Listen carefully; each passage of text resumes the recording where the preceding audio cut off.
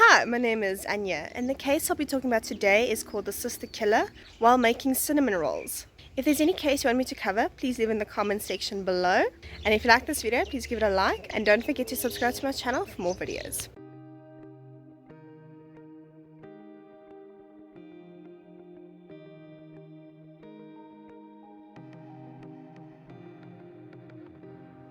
If you're new to my channel, welcome. Today I'm going to be talking about the sister killer while making cinnamon rolls. Disclaimer, I'm telling the case as I perceived it. I mean no disrespect to the victims or the victim's family. Let me know in the comments section if I missed something about the case. The crime takes place in 1994. Amanda Dutoit stabs and kills her 13-year-old sister. When police arrive at the scene, they ask what happened. Amanda told the police that an unknown man had overpowered her and her sister. According to Amanda, the unknown man repeatedly kept stabbing her sister in the heart. But over time, the police grew suspicious of Amanda, since her story did not add up.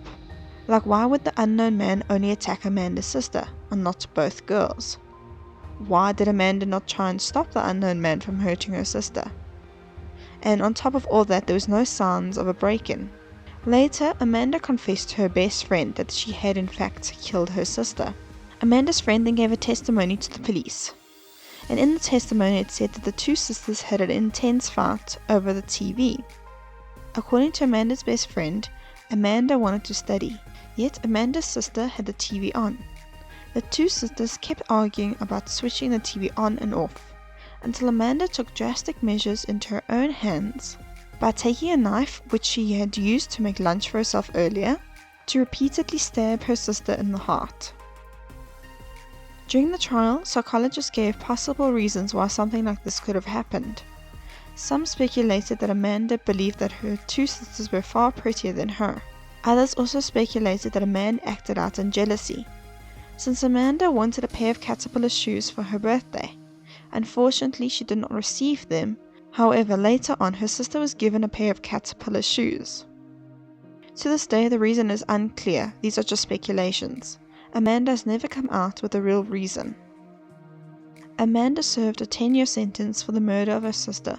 She was released in 2002 and is reported to be a hairdresser. If there's something about the case that I missed, let me know in the comment section below.